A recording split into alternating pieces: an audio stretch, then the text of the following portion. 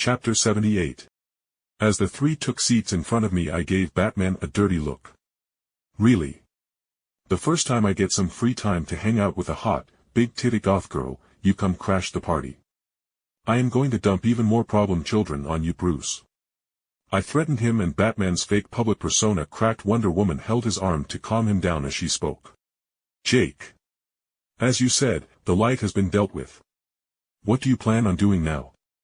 She asked with kindness in her voice, but it was obvious as much it would pain her. She would undoubtedly bring me down if I spouted some bullcrap about bringing more justice to the world by killing more criminals.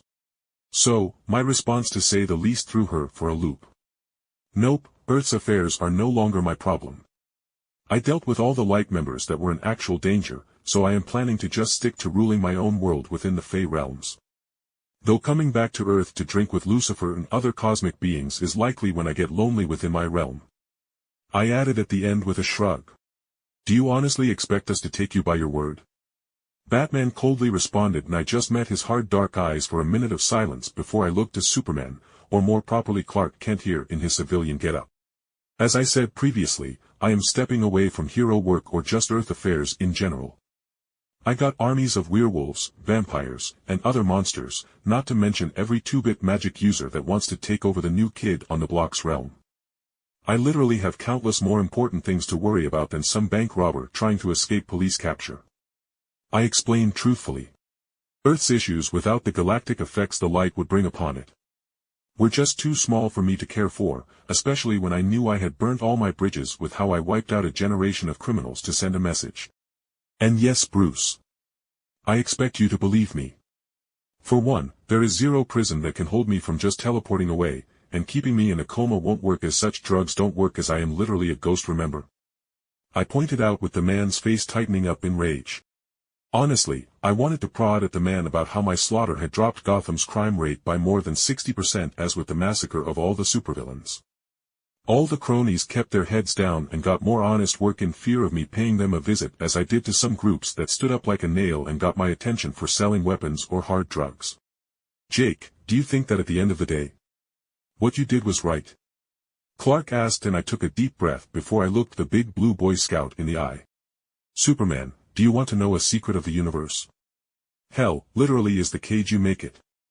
There is no karma or consequences after you die other than the chains your own consciousness put on you. So no, in the end killing them was me taking the easy way out. Bruce Wayne, hearing my words, went to speak, but I cut him off. But letting them rot in prison would accomplish nothing, as they would inevitably break out to continue their plans or do God knows what else. That was my choice, and everything I did in pursuit of it, although some was regretful, I would do again so that I can now have the peace I have now.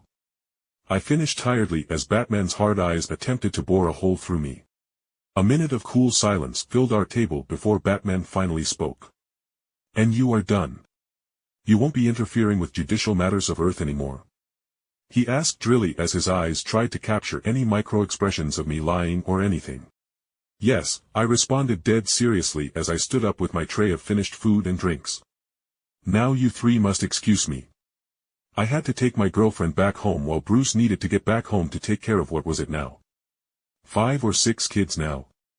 I asked with a smile as Bruce's eye twitched at the reminder of all the kids he had adopted, or I had dropped into his lap. After I got Galatea back home and we got settled down, Galatea asked me rather pointedly where Raven was and how she didn't just come home with us. Justice League members wanted to talk to me about my intentions to Earth. So, I sent her off to do her own thing, and for Astrid to bring her back, I said, making finger quotations at the whole intention bit, earning a hum from Galatea as she grinned while folding her arms over her chest. You didn't go making out with her anything, did you, Jake? She joked, and I snorted as I shook my head. Nah. But the funny thing about that, she can sense when and how long we make love or fuck, so she wanted to know if we were some kind of sex monster that was going to eat her up, haha. I responded laughing at the end as Galatea rolled her eyes. I see you looking at her pale ass when she is doing her thing.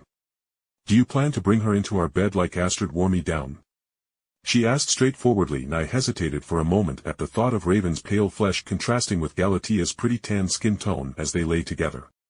So, I shrugged as I honestly answered. I would love for such an event, though I doubt either of you would be so open to dash. Before I continued, Galatea laid a finger across my lip as she crawled into my lap and her large breasts pushed into my chest with how she was almost pressing our faces together. Jake.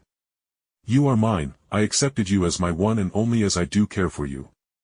As you do take care of my needs, whether they be physical or emotional.